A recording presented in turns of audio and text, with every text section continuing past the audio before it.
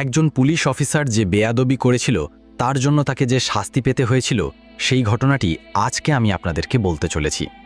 এবং এটি এমন একটি ঘটনা যে ঘটনা রয়েছে সকলের জন্য শিক্ষা।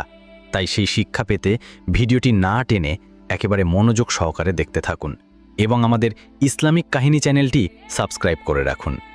ভোরের আলো পুরোপুরি ফোটেনি তখনও, তবে করাচির এক পুরনো মহল্লার সরু গলিতে দিনের ব্যস্ততা শুরু হয়ে গেছে।